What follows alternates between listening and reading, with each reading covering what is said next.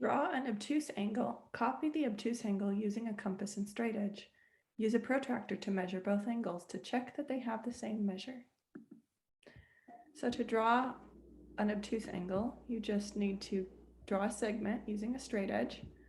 A straight edge is a ruler without numbers. So I'm going to trace along part of this. And then to do an obtuse angle, you need it to be more than 90 degrees. So I'm going to make a nice big angle here. Make sure that you line up with the other, with one end or the other of the original segment. So I'm going to draw this nice big, very large angle here.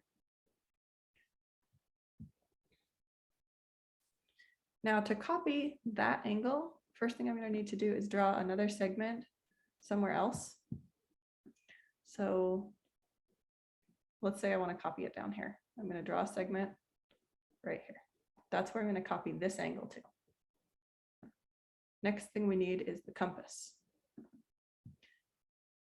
First, we're going to place our compass on the vertex of the angle that we're trying to copy.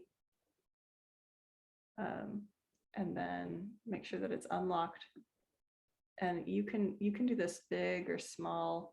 You kind of want it to be like probably pretty small for an obtuse angle. So I'm going to keep it pretty small. And make sure you lock your compass at this point, or if you don't have a lock option, just hold it very carefully. So I'm going to make sure that my arc goes through both lines and extending past them. Now keep your compass on the same setting, but move the point to be on one end of your other line, and you're going to draw the same kind of arc. So, all right, well, I drew almost a whole circle. That's fine. The next thing we need to do with our compass is measure from one intersection. When I say intersection, I'm talking about here where the arc intersects with the line, to the other intersection over here. So you're going to put your point on one of those intersections and then unlock the compass and put your pencil tip on the other one. Then you need to lock the compass to make sure that you have that measurement in your compass. Now let's go put that measurement down here. So we're going to, just like how my point was lined up with the intersection, we're going to line up the point with the intersection down here. And then you need to draw a little arc. Okay, so you can see where this new arc intersects with the old arc, which was almost a circle. We need our straight edge again.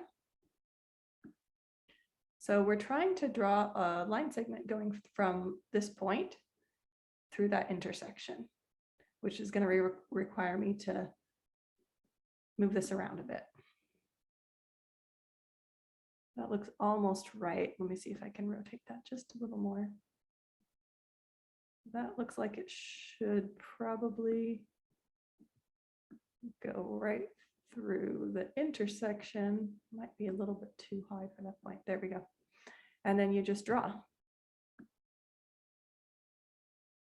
Okay. Now to check that we've done this right, we're going to get out our protractor to measure the angles. So first thing we need to do is get this middle part of the protractor onto the vertex of the angle.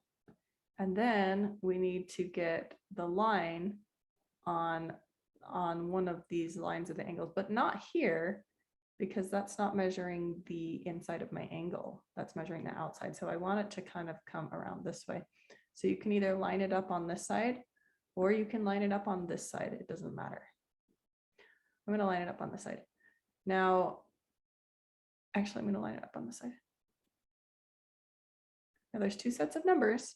We know this angle is obtuse, bigger than 90. So we want to make sure we're using the numbers over here. So this is 0 degrees over here. So we're using our kind of our inside set of numbers. These bigger numbers would be accurate. We know this angle is not between 30 and 40 degrees. It's between 140 and 150. And to be exactly sure, we count the lines up here. The longer line is 5. So it's like 7.5. So 147.5 degrees. And then I'm going to move this and do the same thing here. So we got to line it up with the vertex and then line up the line like that. And then check it's 140 to 150 somewhere. This one looks not exactly right. It's like 141, 2, 3, 143. And I think that is because I drew this line a little bit high, but it is pretty close.